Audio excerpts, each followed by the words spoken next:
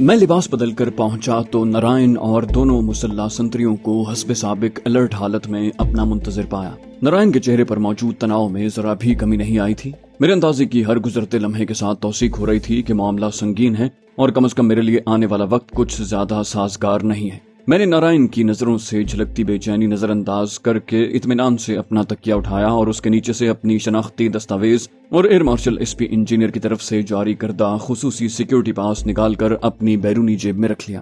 میں نے ایسا کرتے ہوئے یہ یقینی بنایا تھا کہ نارائن وہ دونوں چیزیں اچھی طرح دیکھ لے۔ اس کے بعد میں نے اپنے پاس موجود اچھی خاصی رقم بھی اندرونی جیب میں منتقل کرتے ہوئے حتی الامکان پر اعتماد لہجے میں کہا، چلو نارائن چیٹرجی، پرنتو بھگوان سے اتنی پرارتھنا ضرور کر لینا کہ رات کے اس سمے اس طرح چوروں کی طرح یہاں سے لے جانے کے پیچھے جو بھی مقصد ہے واستو میں بہت ٹھوس ہو، ورنہ تمہیں اور مجھے اتنے توہین آمیز انداز میں بلوانے والے ویکتی دونوں کو اس گمبھیر کارروائی پر لینے کے دینے پڑ جائیں گے۔ نارائن چیٹرجی نے احتجاج بھرے لہجے میں اپنی صفائی پیش کرنی چاہی، لیکن میں نے بے رخی سے اس کی توجیہ مسترد کر دی۔ میں نپے تلے قدموں سے نیم تاریک راہداریوں سے گزرتا ہوا کمانڈنٹ ہاؤس کے بغلی دروازے سے باہر نکل آیا۔ میں نے اس دوران میں اپنے عقب میں آتے تینوں افراد کی طرف دیکھنے یا کوئی بات کرنے کی کوشش نہیں کی۔ کمانڈنٹ ہاؤس کے پائیں باغ میں پہنچ کر میں نے پھیکے اندھیرے میں نظریں دوڑائیں اور پھر خود ہی نیم پختہ سڑک پر دکھائی دینے والی گاڑی کے ہیولے کی طرف بڑھنے لگا۔ وہ جیپ مجھے لامبا ہی کی لگی تھی۔ نارائن نے جلدی سے آگے بڑھ کر جیپ کا اگلا دروازہ کھول دیا، تاہم میرے مزاج کی برہمی بھانپتے ہوئے کچھ کہنے کی جرت نہیں کی۔ ڈرائیونگ سیٹ خود اس نے سنبھال لی، جبکہ مسلح سنتری عقبی نشستوں پر بیٹھ گئے۔ چند ہی لمحوں کے بعد جیپ رات کے سناٹے کو درہم برہم کرتی چل پڑی۔ میں گرد و پیش کا بغور جائزہ لے رہا تھا، ہر طرف سناٹا طاری تھا۔ ہمیں کمانڈنٹ ہاؤس کے احاطے کا دروازہ کھلا ملا۔ ہماری جیپ باہر والی نسبتاً چوڑی سڑک پر آگے بڑھنے لگی۔ کچھ ہی دیر میں مجھے اندازہ ہو گیا کہ جیپ کا رخ ایئر بیس کالونی کے بیرونی پھاٹک کی جانب ہے، تاہم لامبا کے دفتر جانے والا راستہ بھی اسی طرف سے گزرتا تھا۔ کچھ ہی دیر میں تصدیق ہو گئی کہ ہم ایئر بیس کالونی سے باہر کہیں جا رہے ہیں۔ جیپ کے قریب پہنچنے سے پہلے ہی آہنی بیریئر اٹھایا جا چکا تھا اور پھاٹک کھول بھی دیا گیا۔ اس کے ساتھ ہی میرے ذہن میں بجتی خطرے کی گھنٹی کی آواز مزید بلند ہو گئی اور خدشات کے بادل مزید گہرے ہو گئے۔ تاہم اس دوران میں میرا دماغ معاملے کے دیگر پہلوؤں پر بھی یکسو ہو چکا تھا اور اب میں نسبتاً زیادہ واضح انداز میں سوچ رہا تھا۔ میری اس گرفتاری کا یہ پہلو ضرور چونکا دینے والا تھا کہ نارائن کے مطابق مشرا یا لامبا فی الحال اس معاملے سے بے خبر اور لا تعلق تھے۔ تاہم میرا یہ خدشہ بھی بظاہر درست نہیں تھا کہ میری اصل شخصیت کا پول کھل چکا ہے۔ اگر ایسا ہوتا تو مجھے لینے کے لیے آنے والوں کی تعداد اتنی مختصر نہ ہوتی اور نارائن کا رویہ بھی بالکل مختلف ہوتا۔ وہ مجھے اتنی تن پھن دکھانے کا موقع ہرگز نہ دیتا، بلکہ فوراً ہی اسلحے کی زد پر لا کر بہت پہلے مجھے پابا زنجیر کر چکا ہوتا۔ یہی نہیں، مجھ پر قابو پانے کے ساتھ ہی یہ تینوں سب سے پہلے میری تحویل میں موجود کسی ہتھیار، جاسوسی کے آلات اور کسی دیگر مشکوک اشیاء کی تلاش میں میرا کمرہ کھنگال ڈالتے اور کچھ نہ ملنے پر میری گردن دبوچ لیتے، تاکہ میں اپنے منہ سے بتاؤں کہ ان کا مطلوبہ خفیہ اسباب میں نے کہاں چھپایا ہے۔ ہو سکتا ہے میری زبان کھلوانے کے لیے وہ مجھ پر تشدد کے حربے آزمانے پر بھی اتر آتے۔ اب یہ بات بھی یقینی تھی کہ نارائن آج شام میری تحویل میں آنے والی بھاری رقم کی موجودگی سے بھی ناواقف ہے، ورنہ وہ اسے پیش کرنے پر ضرور زور دیتا۔ ان سب معاملات کے بارے میں صورتحال واضح ہونے پر میرا ذہنی تناؤ کچھ کم ہو گیا۔ ہو سکتا ہے کہ یہ سب کسی سنگین غلط فہمی کا نتیجہ ہو، جس کے دور ہونے پر معذرت کے بعد مجھے باعزت طریقے سے میرے ٹھکانے پر پہنچا دیا جائے۔ ویسے بھی صبح ہونے کے بعد تو مشرا بھی اس سارے بکھیڑے سے باخبر ہونے والا ہے۔ اس کی مداخلت سے شاید صورتحال بالکل ہی الٹ جائے۔ وہ ایئر کمانڈنٹ ہے، یعنی اس پورے ایئر بیس کا کرتا دھرتا، جس کے اشارے پر یہاں کا سارا نظام چلتا ہے۔ وہ اپنے ایئر بیس میں، اپنی رہائش گاہ میں، اپنے خاص الخاص مہمان کے ساتھ ہونے والی اتنی سنگین زیادتی کیسے ٹھنڈے پیٹ برداشت کرے گا، خصوصاً ایسی صورتحال میں جہاں اسے بخوبی علم ہے کہ میں اس کے گھناؤنے راز فاش کر کے تباہ و برباد کر سکتا ہوں۔ میری آنکھیں اس دوران میں راستے کا جائزہ بھی لے رہی تھیں۔ میں صرف اتنا سمجھ پایا تھا کہ بنگلور شہر کی طرف کچھ فاصلہ طے کرنے کے بعد اب جیپ ہموار رفتار سے کسی نامانوس راہ پر گامزن ہے۔ اس دوران میں میرا دماغ معاملے پر ایک اور رخ سے قیاس آرائی کر رہا تھا۔ میں آج شام ہی مشرا کے پارٹنر کیسی ریڈی سے بھاری رقم وصول کر کے آیا ہوں اور اسی رات مجھے اتنے دھڑلے سے اٹھوا لیا گیا۔ اس کے پس پردہ کیسی ریڈی بھی تو ہو سکتا ہے۔ وہ اس ریاست کے طاقتور ترین افراد میں سے ایک ہے، لوک سبھا کا ممبر اور وزیر برائے تجارت و صنعت۔ میں جیسے جیسے غور کرتا گیا اپنے اس قیاس کی درستگی پر میرا یقین پختہ ہوتا گیا۔ ہو سکتا ہے مشرا اور لامبا نے اچانک اتنی بھاری رقم میرے حوالے کرنے کے بارے میں اسے اصل حقیقت بیان نہ کی ہو اور وہ میرے بارے میں اپنے طور پر شک میں مبتلا ہو گیا ہو۔ اس کے ذہن میں پہلا خیال یہی آیا ہوگا کہ میں یقیناً مشرا کو بلیک میل کر رہا ہوں، لیکن اس نے مجھے اپنے لیے بھی ممکنہ خطرہ گردان کر مجھ سے براہ راست نمٹنے کا فیصلہ کر لیا ہو۔ بلکہ یہ بھی ممکن ہے کہ وہ سارے معاملے سے پوری طرح واقف ہو اور مشرا کی طرح میری مطلوبہ رقم ادا کر کے میرا منہ بند کرنے کی بجائے اس نے میری طرف سے اپنے غلیظ دھندے کے بھید کھولے جانے کے تمام خطرات کو نظر انداز کر کے میرا پکا علاج کرنے کا سوچا ہو۔ ویسے بھی اسے بھانڈا پھوٹنے کے مشرا اور لامبا جتنے سنگین نتائج تھوڑی بھگتنے پڑیں گے۔ تبھی میرے ذہن میں ایک اور زیادہ سنگین خدشے نے سر اٹھایا۔ ہو سکتا ہے یہ نارائن چٹرجی مجھ سے اب تک مسلسل جھوٹ بول رہا ہو اور اس نے یہ سب مشرا اور لامبا کے حکم پر ہی کیا ہو سکتا ہے اتنے دنوں میں کڑی چھان بین کر کے وہ اس نتیجے پر پہنچ چکے ہوں کہ میں نے انہیں جھانسا دیا ہے کہ میں تنہا نہیں ہوں، بلکہ کمانڈنٹ ہاؤس میں میرے دیگر ساتھی بھی موجود ہیں۔ ہو سکتا ہے وہ وجہ طور پر اس نتیجے پر پہنچے ہوں کہ ان کے خلاف سارے ثبوت ابھی تک میری تحویل میں موجود ہیں۔ ایسے میں ان کے ذہنوں میں اس زوم نے بھی سر اٹھایا ہوگا کہ وہ مجھے زبان کھولنے پر مجبور کر دیں گے کہ ان کے خلاف وہ سارا خطرناک مواد میں نے کہاں چھپا رکھا ہے۔ میں نے ایک گہرا سانس لیا۔ اگر یہ سب سچ ہے تو مجھے بدترین عقوبت سہنے کے لیے ذہنی طور پر تیار ہو جانا چاہیے۔ اپنے لیے بربادی کا سبب بننے والا یہ راز اگلوانے کے لیے یہ میری جان سے کھیلنے سے بھی گریز نہیں کریں گے۔ سوال یہ ہے کہ ایسے وحشیانہ تشدد کو برداشت کرتے ہوئے میں اپنی زبان بند رکھ پاؤں گا یا نہیں۔ تبھی جیپ ایک نیم پختہ راستے پر مڑ گئی۔ دونوں اطراف سے گھنے درخت جھکے ہونے کی وجہ سے وہ راستہ خاصا آسیبی منظر پیش کر رہا تھا۔ کچھ فاصلہ طے کرنے کے بعد جیپ لکڑی کے بمبوؤں سے بنے ایک پھاٹک سے اندر داخل ہوئی تو سامنے قدیم طرز کی جو عمارت دکھائی دی اس کے لیے بھوت بنگلے کا خطاب بہت مناسب تھا۔ میں نے دیکھا کہ پھاٹک سے دائیں طرف ایک چھولداری نصب ہے جس کے سامنے دو مسلح گارڈز دری بچھائے شطرنج سے ملتا جلتا کوئی کھیل کھیل رہے ہیں۔ جیپ کو اندر داخل ہوتے دیکھ کر وہ دونوں چوکس ہو گئے، تاہم نارائن نے ان پر توجہ نہیں دی۔ عمارت میں بجلی موجود تھی اور لان میں آہنی کھمبوں پر نصب پیلے قمقمے تاریکی دور کرنے کی حتی الامکان کوشش کر رہے تھے۔ جیپ عمارت کے پورچ میں رکی۔ نارائن اپنی طرف کا دروازہ کھول کر اور پھر میری طرف کا دروازہ کھول کر پیچھے ہٹ کر کھڑا ہو گیا۔ اس کا دایاں ہاتھ ریوالور کے دستے پر تھا، تاہم میں نے یوں ظاہر کیا جیسے یہ سب دیکھا ہی نہیں۔ میری نظریں اس دوران میں عمارت کا جائزہ لے رہی تھیں۔ اپنی بناوٹ کے اعتبار سے وہ مجھے انگریز سرکار کے زمانے کا کوئی ڈاک بنگلہ لگا۔ بڑے سے دروازے میں چوکور شیشے جڑے ہوئے تھے۔ میں نے آگے بڑھ کر دھکیلا تو بھاری بھرکم دروازہ کھلتا چلا گیا۔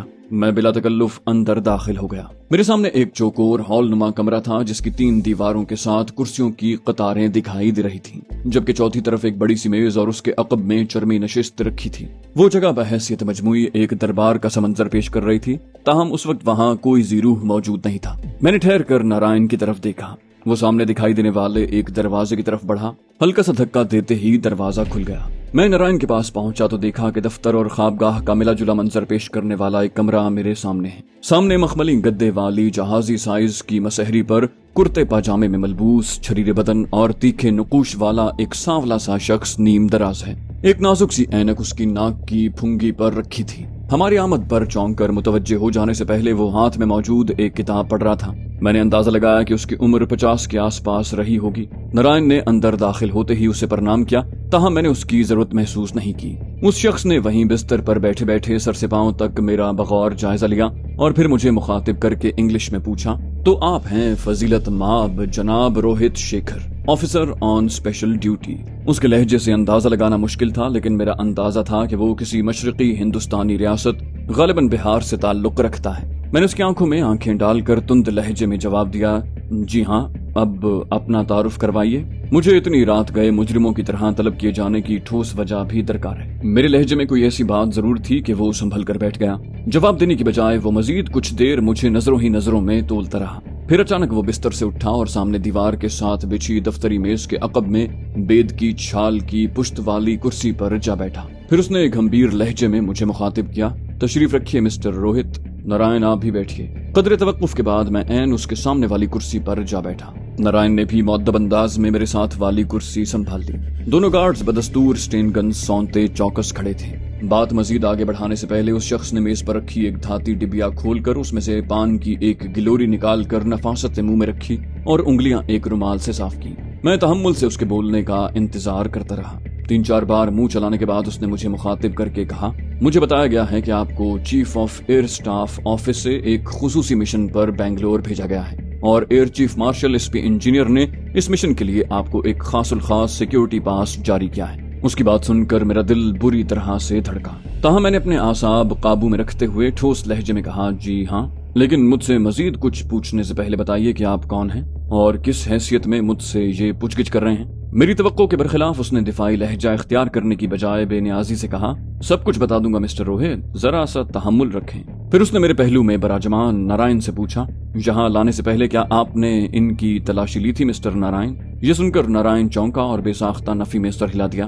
اس موقع پر میں نے سخت لہجے میں کہا، آپ میری توہین کر رہے ہیں مسٹر، اور آپ کو اس کی بھرپور جواب دہی کرنے کے لیے تیار رہنا چاہیے۔ تاہم اس شخص نے میری تنبیہ کا کوئی اثر لیے بغیر نارائن کو مخاطب کیا، بولا، آپ ایک سینئر سیکیورٹی آفیسر ہیں مسٹر نارائن، یہ تو بنیادی لاہ عمل ہے، مجھے آپ سے اس نالائقی کی امید نہیں تھی۔ بہرحال اب آپ تسلی کر لیں کہ ہمارے محترم روہت صاحب کے پاس کوئی ہتھیار تو موجود نہیں۔ اگلے ہی لمحے نارائن اپنی نشست چھوڑ کر اٹھ کھڑا ہوا۔ میں نے محض اپنے ہاتھ سر سے اوپر اٹھانے پر اکتفا کیا۔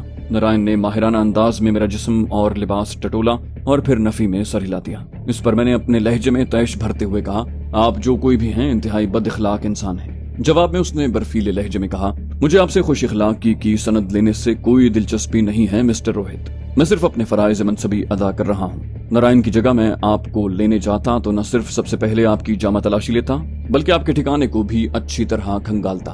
خیر، یہ کام تو بعد میں بھی ہو سکتا ہے۔ اب مہربانی کر کے ایئر چیف مارشل کا جاری کردہ وہ خصوصی سیکیورٹی پاس اور اپنی شناختی دستاویزات میرے حوالے کر دیں تاکہ میں ان کی جانچ کر سکوں۔ میں نے اٹل لہجے میں جواب دیا، ہرگز نہیں، میں کسی کو اپنے مشن میں مداخلت کی اجازت نہیں دے سکتا، خصوصاً ایسی صورتحال میں کہ مجھے علم ہی نہیں ہے کہ میں کس 30 مار خان کی عدالت میں پیشی بھگت رہا ہوں۔ میں آپ کو تنبیہ کرتا ہوں کہ جتنا ہو گیا ہے وہ کافی ہے، مجھ سے مجرموں کا سا برتاؤ بند کریں۔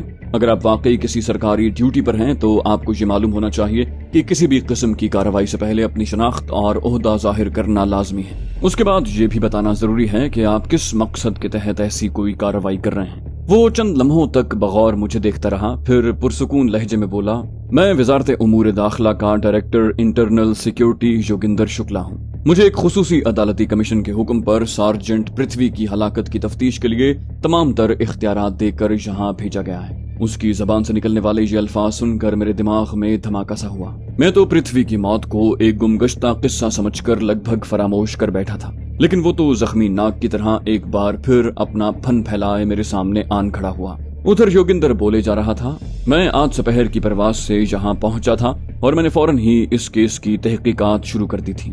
میں نے پرتھوی کی موت کے حوالے سے مقامی پولیس اور ایئر بیس کے سیکیورٹی سٹاف دونوں کی رپورٹس کا بغور جائزہ لیا ہے، جس سے میں اس نتیجے پر پہنچا ہوں کہ اس کیس کی تحقیق میں سنگین غفلت کا مظاہرہ کیا گیا ہے۔ اتنا کہہ کر اس نے میرے تاثرات کا جائزہ لینے کی کوشش کی اور پھر بات آگے بڑھائی۔ بولا، خصوصاً چیف سیکیورٹی آفیسر لامبا نے کیس کو لپیٹنے میں مجرمانہ جلد بازی کا مظاہرہ کیا ہے۔ پرتھوی کو تمہاری سرگرمیوں کی نگرانی سونپی گئی تھی، جس کے دوران وہ پراسرار انداز میں ہلاک ہو گیا۔ ایسی صورتحال میں لامبا کو سب سے پہلے تمہیں گرفتار کرنا چاہیے تھا، لیکن کیس کا ریکارڈ بتاتا ہے کہ تم نے ایک رات بھی حوالات میں نہیں گزاری، نہ ہی مقامی پولیس کو تم سے پوچھ گچھ کی اجازت دی گئی۔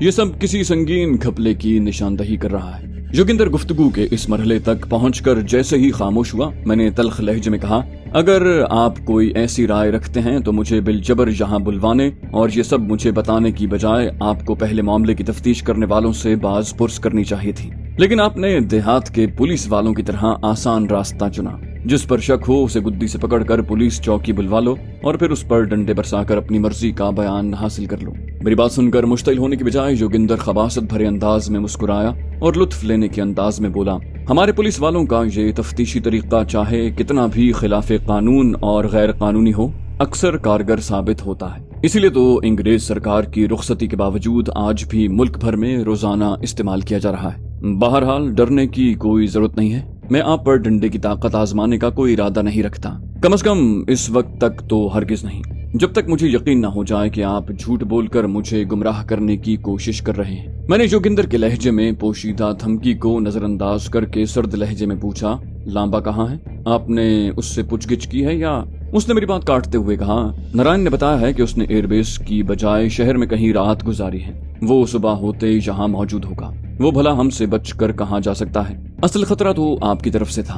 अपने खिलाफ छानबीन की सुनगुन मिलने पर गायब हो जाते तो मेरा मिशन शुरू होने से पहले ही नाकाम हो जाता। मैंने जवाब में सर्द लहजे में कहा, आप अपने मकसद में कामयाब हो चुके हैं। मैं महबूस हालत में आपके सामने मौजूद हूँ। अब बताइए आप क्या चाहते हैं? उसने उसी इश्तियाल दिलाने वाली मुस्कुराहट के साथ कहा, फिलहाल तो सिर्फ ये चाहता हूँ कि आप मज़ाहमत की हिमाकत से गुरेज करें और हमारे साथ ताउन करते हुए अपना मुकम्मल तारुफ करवाएं। उसकी बात सुनकर मैंने गहरा सांस भरकर यूं जाहिर किया जैसे मैं अपना इश्तियाल दबाने की कोशिश कर रहा हूँ, जबकि दर हकीकत इस दौरान में मेरा जहन तेजी से सोच विचार कर रहा था कि इस शातिर शख्स को अपने बारे में क्या बताना है और कितना बताना है। ये यकीनन मेरी बताई हुई हर बात की तस्दीक करेगा। फिर मैंने अपने लिए एक लाहे अमल तय कर लिया। जोगिंदर बज़ाहिर पूरे तहम्मुल के साथ मेरे ज़बान खोलने का मुंतज़िर था। मैंने कहा, मेरे नाम से आप बखूबी वाकिफ हैं। मैंने बरसों पहले कराची से ग्रेजुएशन की थी और अपने बाप के साथ कारोबार में शरीक हो गया था। बाप के इंतकाल के बाद कारोबार का मुकम्मल बोझ मुझ पर आ गया। ताहम मैंने अपने मुताले और लिखने लिखाने का शौक तर्क नहीं किया।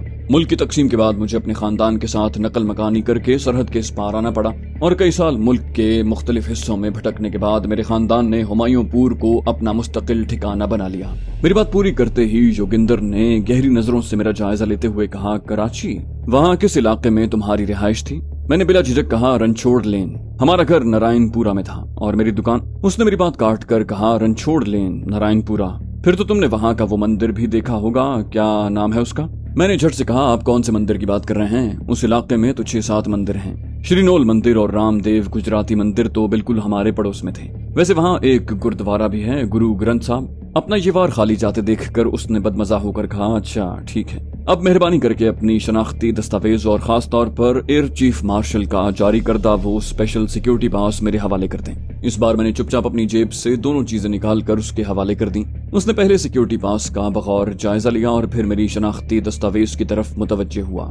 गहरी नजरों से जायजा लेकर बोला, अच्छा तो आप अपने खानदान के साथ हुमायूंपुर कस्बे में मुकीम हैं? मैंने इस बात में गर्दन हिलाई, कहा हाँ, लेकिन वहाँ सिर्फ अहले खाना का मुस्तकिल क़याम है। मैं खुद तो दिल्ली में होता हूँ। वहाँ एक फलाही इदारे विमेन सपोर्ट से बतौर मैनेजर वाबस्ता हूँ। उसने मेरी बात मुकम्मल होते ही कहा, अब आप खूब सोच कर बताइए कि आप एयर चीफ मार्शल एसपीजी को कैसे जानते हैं? मैंने यूं जाहिर किया जैसे मैं उसकी बात सुनकर झुंझला गया हूँ। कहा, ऐसे जानता हूँ कि हम दोनों आपस में दोस्त हैं। अब आप पूछेंगे कि ये दोस्ती कैसे हुई थी, तो उसका जवाब ये है कि मुझे minister of defence Krishna Menon ने एसपीजी से मुतारिफ करवाया, जो मेरे कलमकार होने की वजह से मेरी कदर करते हैं। मैंने कदर तवक्कुफ करके उसके चेहरे के तासुरात का जायजा लिया, फिर अपनी बात आगे बढ़ाई। कहा, और अगर आप ये भी जानने के लिए बेताब हैं कि कृष्णा मेनन जैसी अजीम हस्ती से मेरी वाकफियत कैसे हुई, तो मैं जिस एनजीओ का मैनेजर हूँ वो स्वर्गवासी लक्ष्मण निरोला और उनकी बहन रागिनी देवी की कायम करता है, और उन दोनों ने ही मुझे कृष्णा मेनन से मिलवाया था।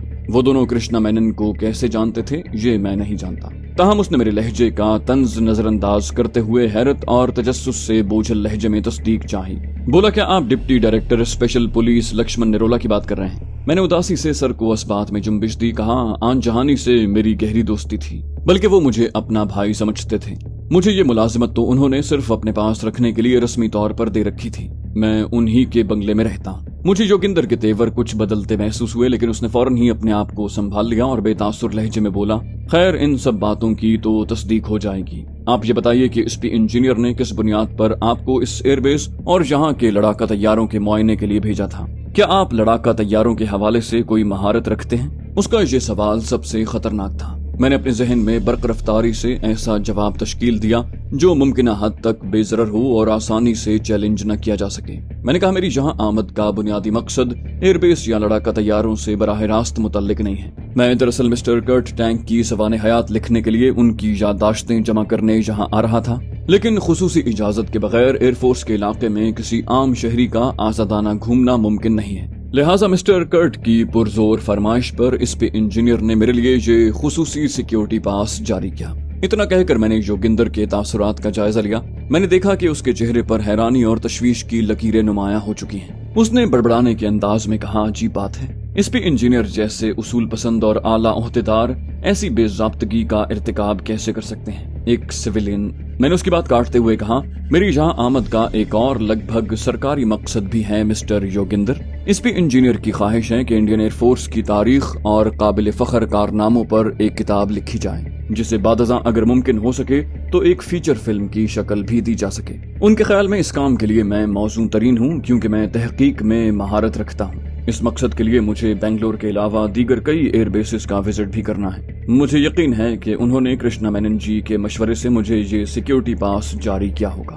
میں نے اپنی سمجھ کے مطابق کانٹا پھینک دیا تھا اور اب بےتابی سے منتظر تھا کہ یوگندر نامی یہ بام مچھلی چارہ نگلتی ہے یا کترا کر گزر جاتی ہے۔ البتہ امید و بیم کی کیفیت میں مجھے ایسا ضرور لگ رہا تھا کہ میری باتوں نے اسے تذبذب میں مبتلا کر دیا ہے۔ اس سے پہلے کہ یوگندر کوئی رد عمل ظاہر کرتا، نارائن نے اچانک اسے مخاطب کر کے کہا، یوگندر جی، میں نے آپ کو بتایا تھا روہت شیکھر کی اپنے لامبا جی کی طرح ایئر کموڈور مشرا سے بھی گاڑی چھنتی ہے۔ اس کا اندازہ اس بات سے لگا لیں کہ یہ بہت دنوں سے کمانڈنٹ ہاؤس میں مہمان بن کر رہ رہے ہیں، اور مشرا نے اپنا اثر و رسوخ استعمال کر کے آج شام کی دلی کی فلائٹ میں ان کے لیے سیٹ کا بندوبست کیا ہے، جو کسی اور کے لیے ناممکن سی بات ہے۔ وہ انہیں راج محل بھی لے کر گئے تھے۔ نارائن کی یہ بات سن کر میرا خون کھول اٹھا۔ وہ خبیث انسان بجھتی آگ پر تیل چھڑک رہا تھا۔ اس کی وہ کوشش ناکام بھی نہیں رہی۔ یوگندر یکلخت چونکا اور آنکھوں میں نئے شکوک کے ساتھ میری طرف متوجہ ہوا۔ اس سے پہلے کہ یوگندر کچھ کہتا، میں نے خود ہی احتجاج آمیز لہجے میں کہا، یہ تو بالکل سامنے کی بات ہے مسٹر یوگندر۔ مسٹر کرٹ ٹینک کے ساتھ خصوصی مشن پر آنے والے اس پی انجینئر کے دوست پر توجہ دینا مشرا کی مجبوری تھی۔ ان کی فیملی نے مجھے اپنا مہمان کیوں بنایا، یہ آپ انہی سے پوچھیں، اس میں میرا کوئی قصور نہیں۔ یوگندر نے میری بات توجہ سے سنی، پھر فیصلہ کن لہجے میں کہا، ان سب معاملات کی میں خود تحقیق کر لوں گا۔ بہرحال صرف اتنا سمجھ لیں کہ آپ کم از کم آج شام کی فلائٹ سے یہاں سے دلی نہیں جا رہے۔ براہ کرم اپنا ایئر ٹکٹ میرے حوالے کر دیں۔ اس کی بات سن کر مجھے زبردست جھٹکا لگا۔ صورتحال میں ایسی سنگین تبدیلی میرے وہم و گمان سے بھی باہر تھی۔ میں تو اپنی طرف سے اپنا مشن مکمل کر کے یہاں سے نکل جانے کی ساری تیاری مکمل کر چکا تھا۔